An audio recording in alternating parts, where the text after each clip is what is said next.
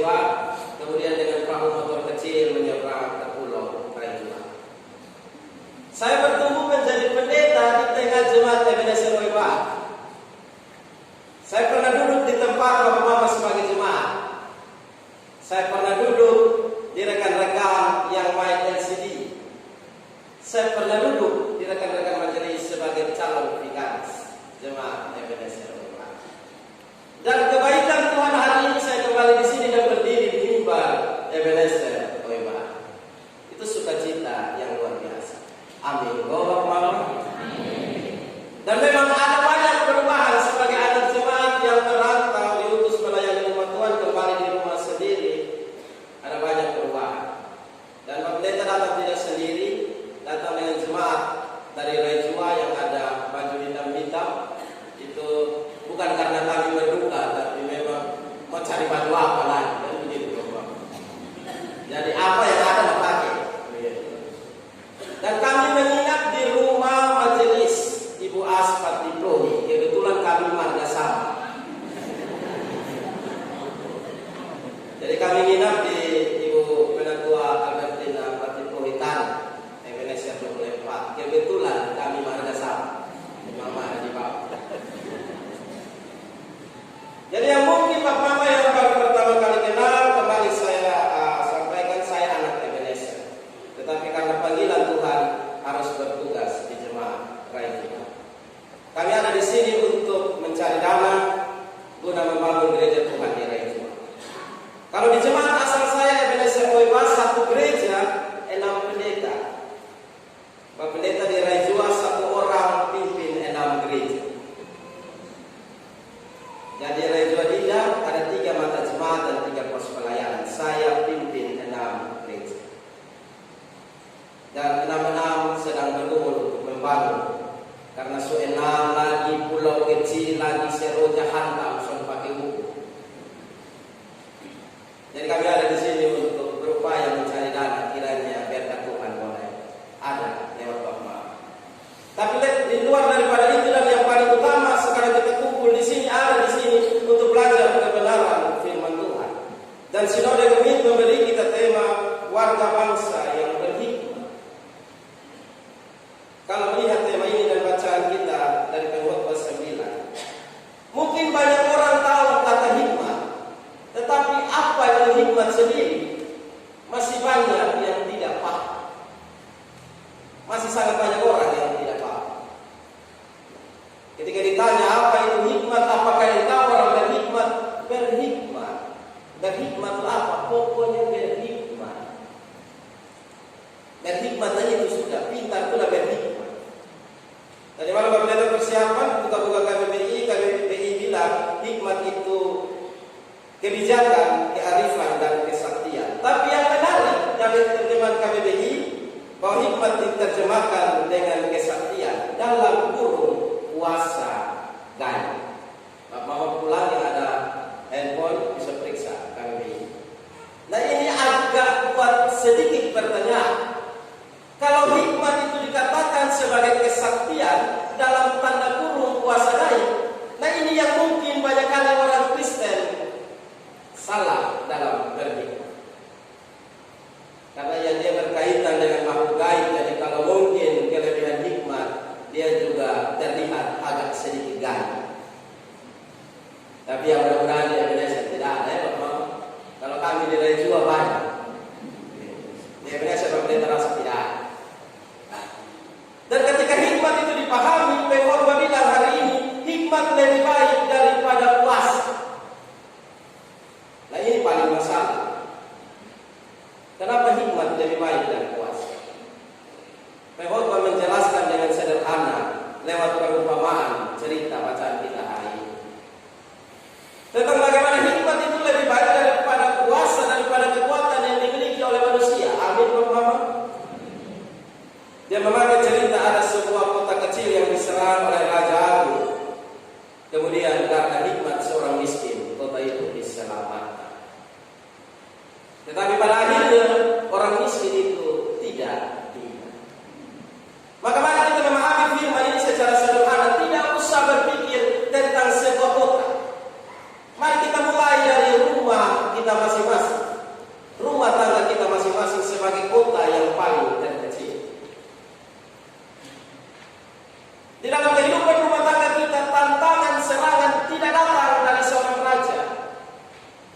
tapi tantangan itu datang dari kehidupan di sekeliling. Adakah si orang miskin di dalam rumah tangga Bapak Mama dan saya? Kalau dari kisah ini kita lihat bahwa orang miskin yang berhikmat itu mampu untuk menggagalkan apa yang diniatkan oleh seorang raja, menghancurkan kota itu. Walaupun pada akhirnya si miskin dilupakan. Amin Bapak Mama. Mengantuk kok. Amin Bapak Mama. Amin supaya kalau rasa diri betul pulang dan buat. Benarkah kita masih menghargai orang yang berhikmat dalam lingkungan yang paling kecil seperti keluarga kita? Ataukah kita berbuat seperti bacaan firman Tuhan saat ini? Mari kita timbang masing-masing. Biasa kalau bapak-bapak dan mama-mama di dalam rumah tangga, pendeta rumah juga begitu. Kalau ada apa-apa, anak-anak kasih suara, itu orang tua pasti berisik. Anak kecil bilang, orang tua anak bohong. Betul kesoalnya. Betul kesoalnya. Jangan sampai anak kecil itu adalah orang yang berhikmat. Contoh paling sederhana itu terjadi di mana-mana, di Rai Jua paling utama. Mudah-mudahan di sini tidak ada. Kami di Rai Jua itu Bapak habis kebaktian minggu disambung dengan sekolah minggu. Maka pada saat bunyi lonceng sekolah minggu, orang tua bilang anak-anak siap, bunyi lonceng di sekolah minggu. Tapi masalahnya yang suruh dia baru tarik kain untuk barang. Orang tua suruh anak di sekolah minggu. Tadi lonceng gereja bapak dan mama masih ada di bawah kain. Dia hanya dengar lonceng sekolah minggu. Bangun kok di sekolah minggu. Dia membahas sama bilang, jadi aku lah minggu. Tapi dia tak ada nih. Ya, soal 4 tahun bapak. Jadi bisa mengerti bahasa sabu di mana. Itu caranya orang tua begitu. Itu baru orang tua dengan anak. Sebentar kita akan masuk dalam hikmat yang sederhana. Karena apa dan mama? Adakah hikmat dari pasangan kita hargai? Omong untuk hal-hal yang besar, sekali lagi ini diraih juga. Omong untuk pesta, kegiatan yang besar, acara-acara hari raya, itu bapak-bapak pasang dada. Ada mama satu datang ke bapak ini, hei, kompor ada tuh. Bari itu yang cuci, lu pun tempat juga di sini.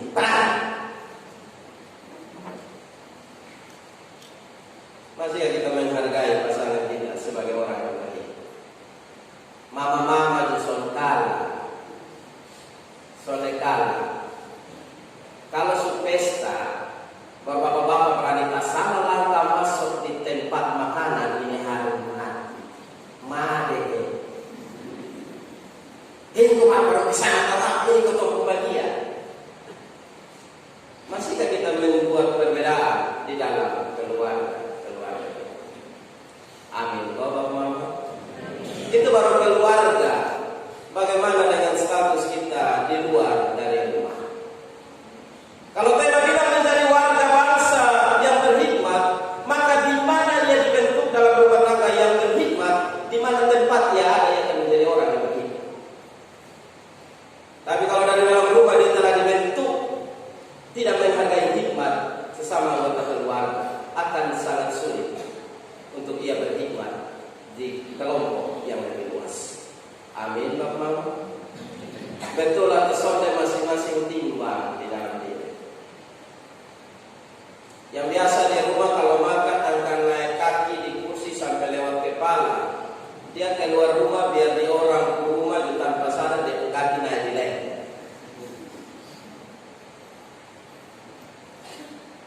Jadi kita harus memahami identitas kita dari keseharian kita. Hal yang berikut Bapak Mama disampaikan oleh Bapak Mama dan saya. Pengkhotbah ditulis oleh seorang raja yang begitu berhikmat, Salomo. Tapi di ujung dari kehidupan Salomo, kita lihat apa yang terjadi. Bahkan yang sekelas Salomo paling berhikmat ketika tidak hidup di maka hikmat itu menjadi sia-sia. Amin, Bapak-Bapak. Ini terdapat jauh-jauh dan baju aku depo amin begini betul dulu. Amin, Bapak-Bapak. Begitu supaya kau ada semangat ya. Kalau orang yang berhikmat tapi tidak dekat dengan Tuhan, maka itu bahaya. Bahaya. Pak Pendeta mohon izin dan tanya, satu orang majelis, satu orang jemaah mau jelaskan tentang bagaimana kita berhikmat di dalam Tuhan. Majelis biar yang Pak Pendeta tinggal di rumah ya, Bapak Ibu As. Kalau berdiri di depan kaca butuh waktu berapa lama siap diri? Berapa lama Bapak? 10 menit, ya mungkin lebih sedikit lah. Satu jemaah, tolong Bapak Pendeta, berapa lama depan kaca? Yang perempuan, yang ditinggal mungkin 10 menit, 20, setengah jam. Setengah jam. Amin ya Bapak. Untuk mama-mama itu, kira-kira kenapa butuh waktu begitu lama untuk supaya ada di depan kaca? Kira-kira kenapa Bapak? Supaya terlihat menarik. Amin Bapak. Amin. Kalau laki-laki ke Bapak Pendeta, Bapak Pendeta butuh waktu agak lama, soalnya lama. Kalau laki-laki itu paling singkat, dia hanya ambil minyak rambut, selesai. Orang-orang itu bilang mau oke. Tapi mama-mama itu kan dia beda banyak, beda alas, beda poles, beda banyak. Belum dia minyak kan, penembak inilah minyak ini, dekat. Maka butuh waktu yang cukup lama. Dan yang Bapak Pendeta sangat hafal dari seorang perempuan karena tinggal dengan perempuan, saudara juga perempuan ke orang. Ada hal yang menarik, Bapak Pendeta bilang di mana-mana. Mama-mama kalau dia habis siap diri di kaca, dia akan bikin begini. Betul kosongnya, Mama. Betul, Mas. Dan itu mungkin jadi rahasia kenapa harus begitu. Bapak Pendeta kalau lihat kaca agak besar itu mama siap habis pasti. Dia inti untuk terlihat benar. Agar ketika dia keluar orang yang memandangnya menjadi enak. Dalam hati kecil mudah-mudahan dilihat juga oleh orang. Bahkan kadang kalau dia siap lama-lama dia lewat orang sudah lihat dia sekarang. Masih belum ada respon dia sangat jelas. Karena menyambut siap lah. Pertanyaannya, kalau untuk dilihat manusia, kita bisa habiskan 10 sampai 30 menit. Pernahkah kita habiskan waktu sebanyak ini untuk dilihat oleh Tuhan? Pernahkah Bapak Mama dan saya habiskan waktu dengan baik untuk dilihat oleh Tuhan? Kalau untuk dilihat oleh manusia butuh uang, Bapak Mama. Beli bedak, bibir merah, lifting, minyak rambut, eyeshadow, segala macam. Uang. Kalau untuk Tuhan, cukup berkawan baik dengan kebenaran firman-Nya. Amin, Bapak Mama. Amin. Tapi entahlah, yang pakai uang itu pemburu, yang sampai pakai uang nanti. Ini menjadi pergumulan sejauh mana kita menjadi orang berhikmat yang takut akan Tuhan. Hal sederhana yang lain, minta maaf tapi akan banyak papa dan mama yang ada sebagai contoh. Karena lebih enak untuk kita mengerti firman ini. Contoh orang yang berhikmat di dalam Tuhan, dia misalnya ke toko sepatu atau toko baju. Dia mau baju dan sepatu masih lain. Dia sampai di toko, dia lihat sekalipun diskon 99,99%, dia tidak akan beli. Kalau dia berhikmat, karena dia bukan membeli karena keinginan, tapi dia membeli karena kebutuhan. Banyak orang Kristen bahkan membeli barang yang tidak ia butuhkan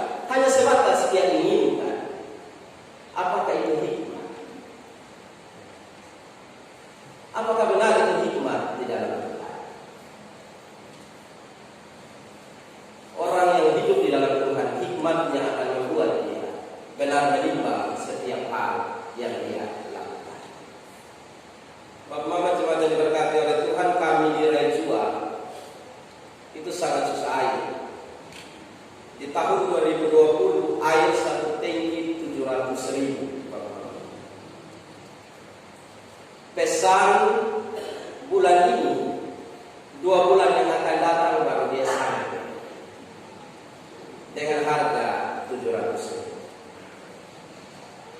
Bapak Mama kalau yang pendeta pasti nanti coba lihat di YouTube itu ada. Kami melapor sampai ke pemerintah untuk menyikapi hal itu. Bagi pendeta air tidak terlalu susah. Walaupun dia mahal, cuma lihat pendeta tidak ada air, mereka biasa pikul kasih dengan jergen. Tetapi menjadi pendeta yang berhikmat, tahu jemaat pikul air itu susah. Hanya dapat 2 jergen untuk masak 1 hari. Kemudian pendeta mandi dan tanah di kamar mandi pastori basah tiap hari. Apakah itu sepadan? Maka karena berhikmat, ya pendeta mandi dulu sesuai ya. Atau ambil bokor cuci yang besar begini berdiri di dalam, supaya apa? Air bekas mandi bisa siram tanam. Ketika tahu kondisi seperti itu, bagaimana kehidupan orang yang mendapat berkat ini? Bapak Mama yang tinggal buka keran di rumah, ketika mencuci, ketika menyiram tanaman, masihkah memakai hikmat dari Tuhan, menghargai air yang Tuhan anugerahkan? Itu contoh hikmat paling sederhana. Anak-anak muda, anak-anak kecil, masihkah menghargai makanan yang orang tua mencari dengan keringat? Soal makanan ini juga lucu Bapak Mama, apalagi kalau ada di tempat pesta. Pendeta paling suka perhatikan orang. Dia berdoa bilang, Tuhan berikanlah kami makanan kami yang secukupnya.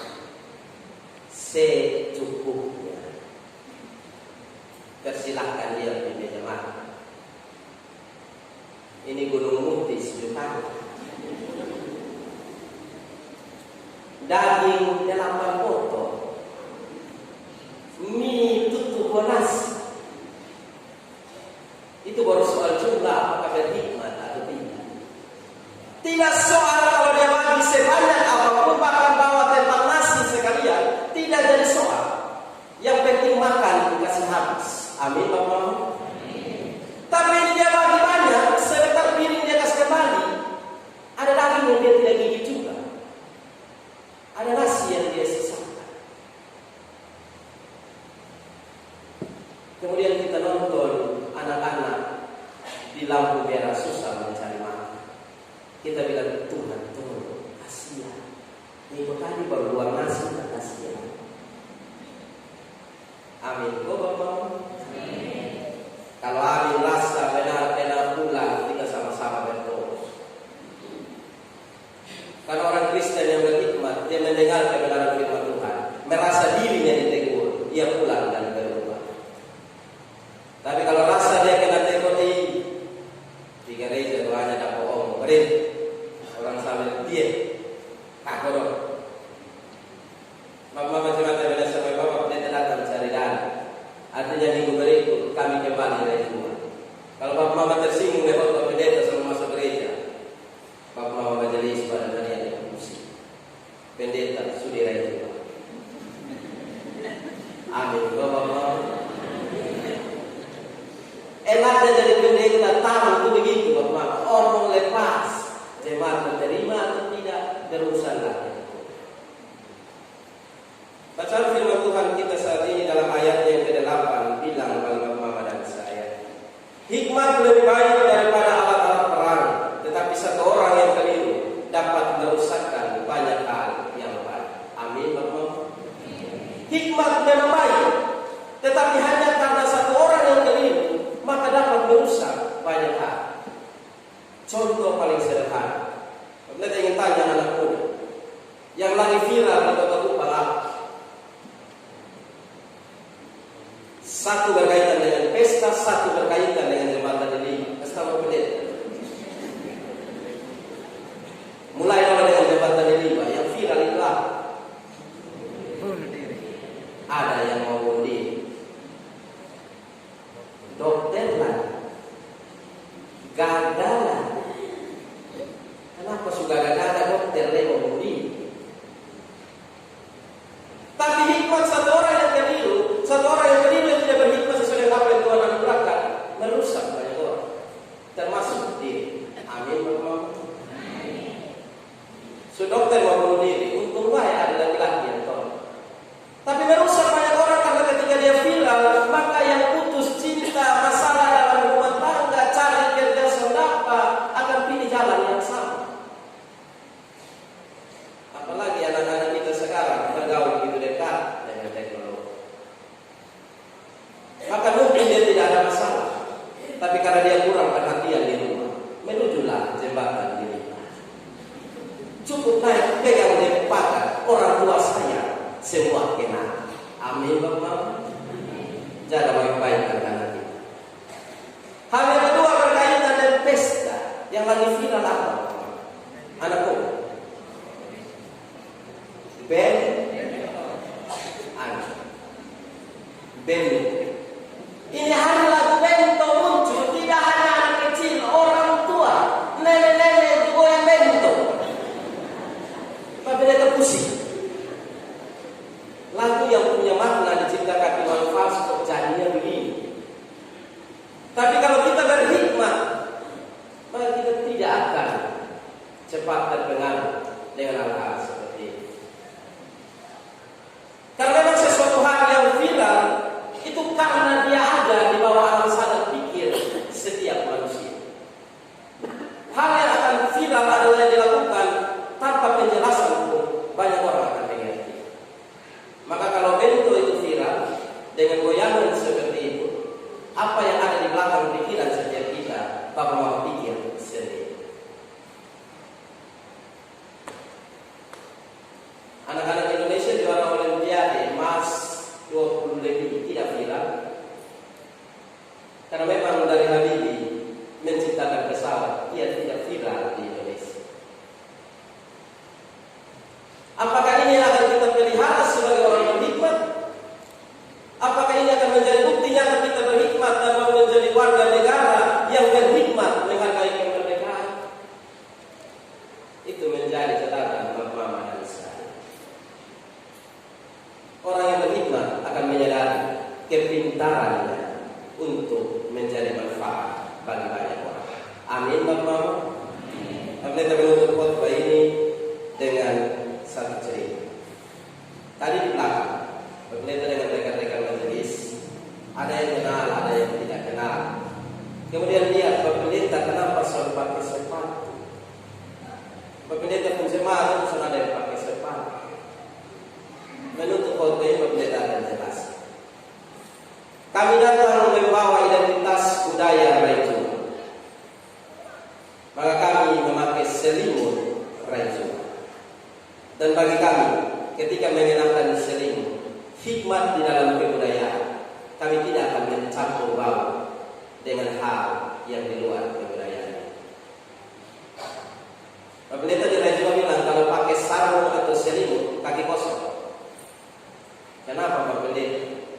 Karena filosofi orang pakai sarung selimut tanpa alas kaki, mereka dalam kebudayaan bertemu dengan alam, dengan tanah, dengan bumi asal mereka. Dan hikmat harus begitu, Bapak. Jangan kau bilang budaya, tapi kau lipat ini selimut, habis itu celana panjang, pantofel. Jujur Bapak Mama, dilihat tidak enak. Itu hal paling sederhana. Sehingga di belakang tanya, Pendetanya ya memang begini. Pendeta pun jemaat karena perasaan kota besar. Dia bilang Bapak kami pakai sendal, nanti masuk baru kami buka. Yuk ada. Jadi ibu majelis dengan anak-anak itu dari rumah sepatu sendal. Kalau pendeta kaki kosong ya. Karena mungkin bagi banyak orang sesuatu hal yang dilakukan dengan sungguh